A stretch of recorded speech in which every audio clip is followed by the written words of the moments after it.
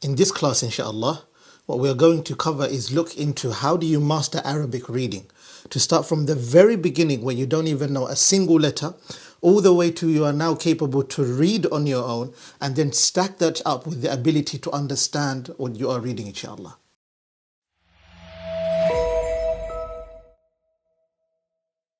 Bismillah ar-Rahman ar-Rahim. Alhamdulillah wa sallallahu wa sallam wa baraka ala rasulillah wa ala alihi wa sahbihi wa man walah wa ba'd. Assalamu alaikum wa rahmatullahi wa barakatuhu. Welcome back once again, inshaAllah ta'ala, to another new class.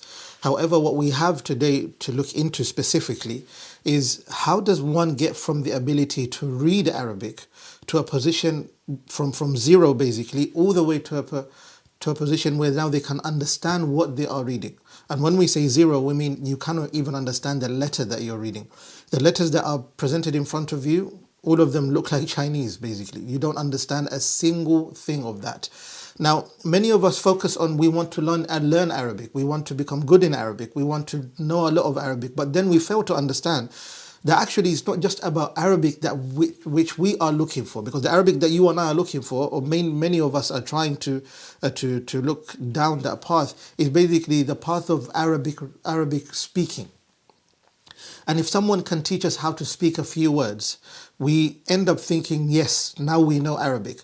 But that's not enough, because you might be able to communicate, and even an Arab might be able to communicate, but they cannot read and understand what they are reading. And that is a huge barrier specifically for the student of knowledge. Bear that in mind. If you really want to be a student of knowledge, or you want to be a student of any other, besides Sharia knowledge, you want to go through other sciences, but it requires your ability to read Arabic as well, then this is what you are supposed to do, inshallah ta'ala. So how does it start? Bismillah ar-Rahman ar-Rahim. You start from knowing nothing, basically.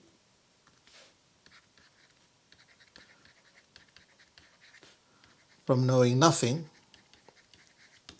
to a position where you now become an independent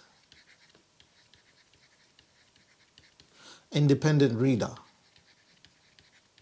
Okay, I don't want to use the word reciter, because reciter mainly is used for those who recite Quran, whereas what we are trying to look into right now is not even related to reciting Quran. It's actually related to reading Arabic in general. That's how it is, to become an independent reader. Now, how do you get to that level? You would start from this. Ideally, this is how you would start. Now, ideally, you would start with this.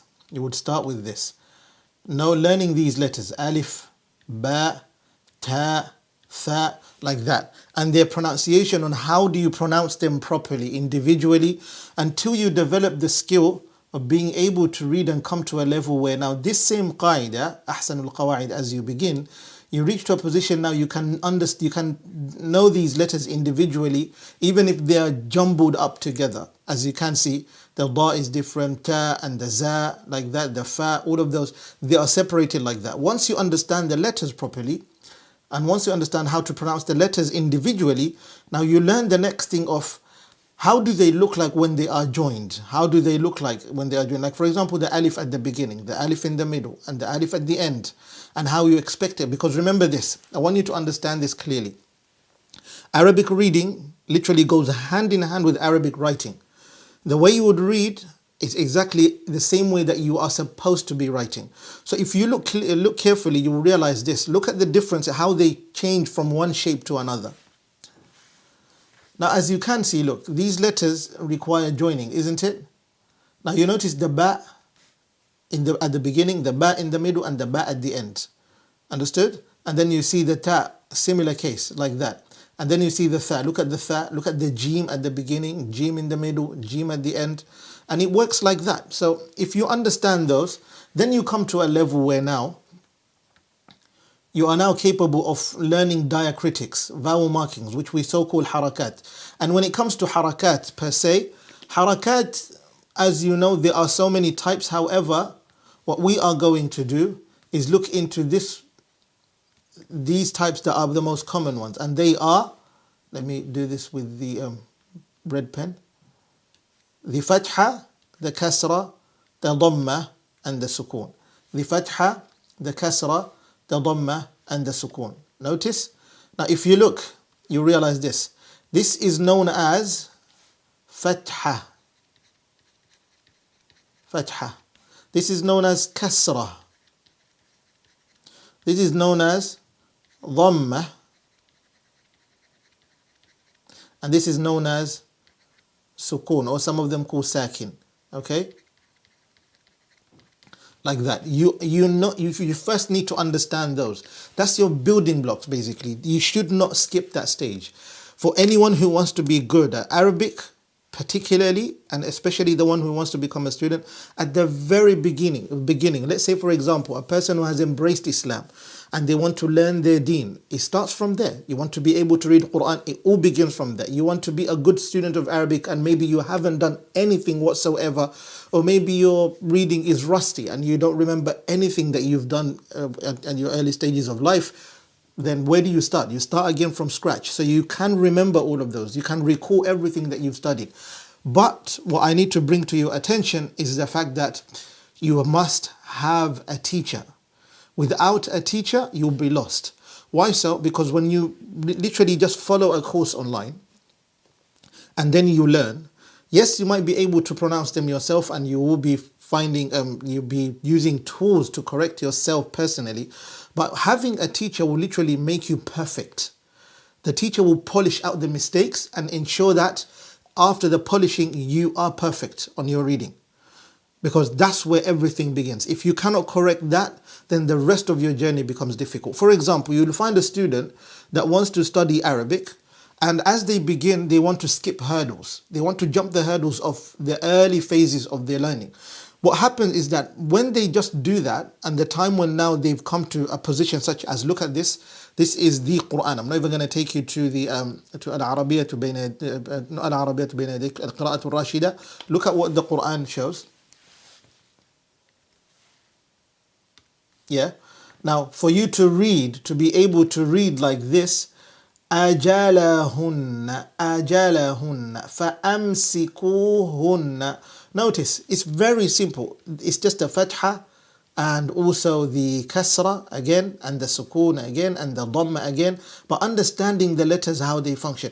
Now, when you don't pay attention to the very beginning of how the letters shift from one shape to another, how do you pronounce them correctly and separate them from one another? وَإِنْ كَانَتِ الْحُرُوفُ مُتَقَارِبَةً كيف, how do you separate from one another? If the letters are quite close in pronunciation, how do you separate the one from the other? How do you do all?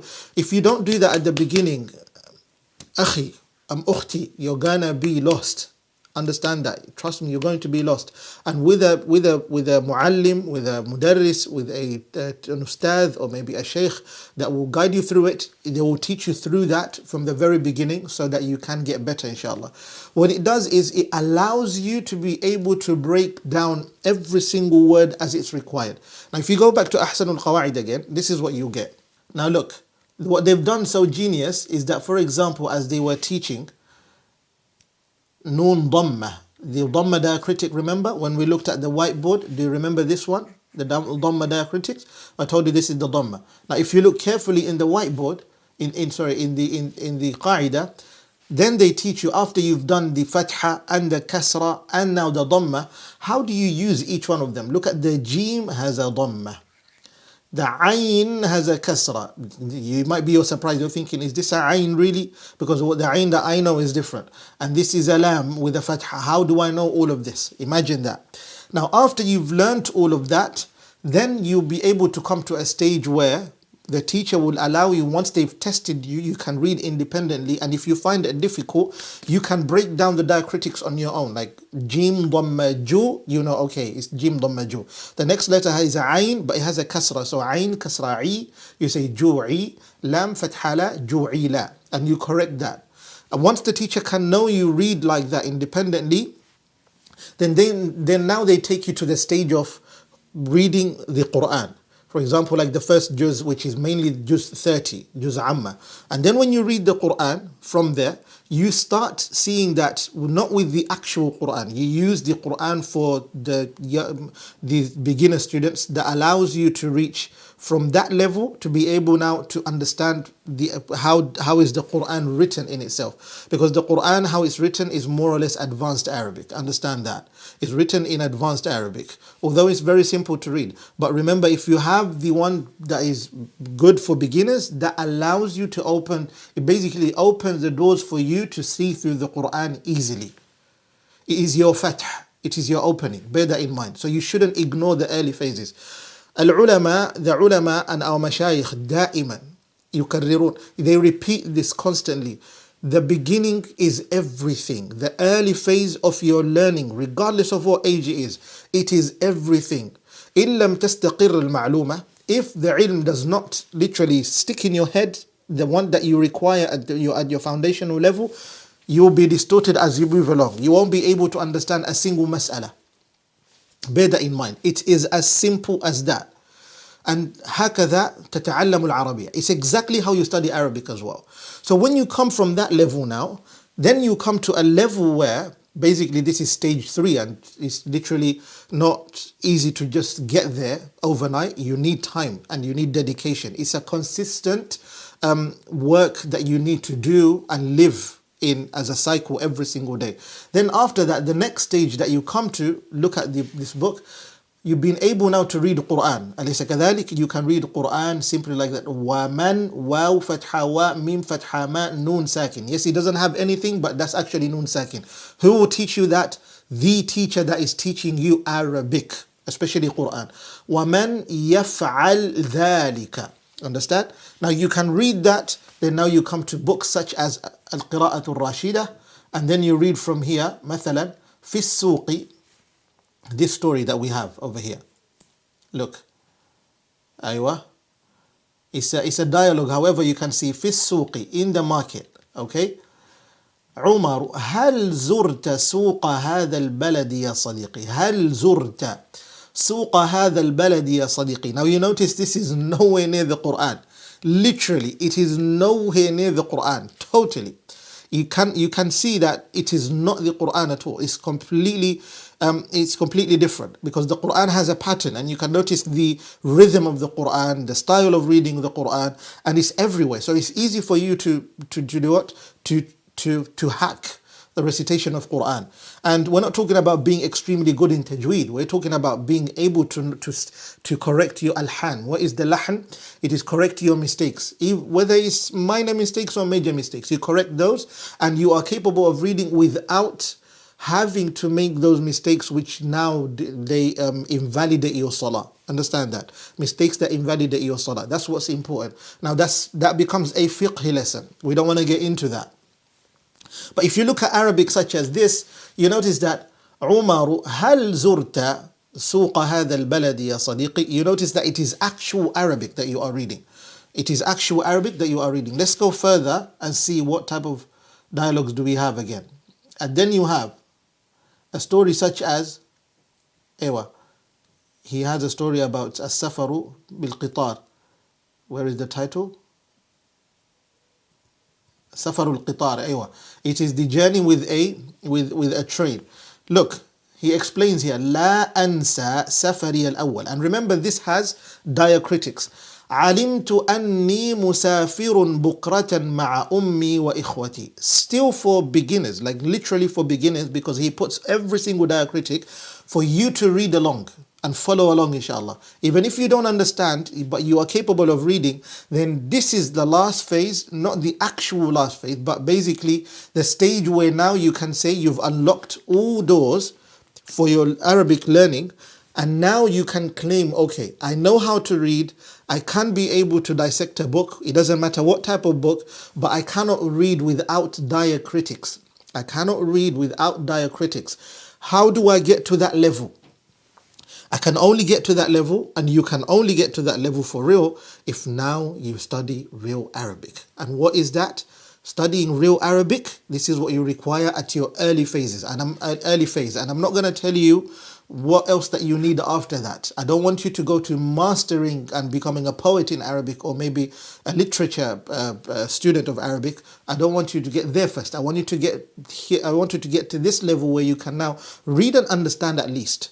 And then from there you study Arabic rhetorics, Arabic literature, and all of that. But this is how it begins. You study vocabulary, you master vocabulary and grammar. And grammar. You master vocabulary and grammar. And to your surprise, you will need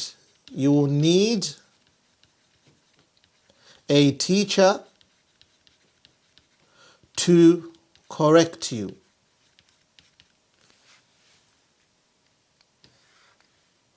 To correct you throughout.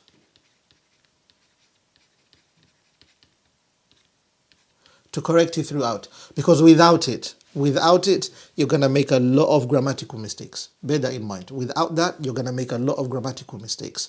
And remember this, the ulama say, وبعد فالمنطق للجنان صاحب متن السلم, the text of السلم المرونق, which is known as the science of logic, Al-Akhdari, Al-Imam Al-Akhdari rahimahullah ta'ala, when he wrote it, he says that, and after he's finished the introduction, فالمنطق للجنان, then the science of logic to the mind كالنحو للسان, is literally like grammar to the tongue. If you cannot correct your grammar, then your speech will be distorted, and even your thought process is not going to make sense.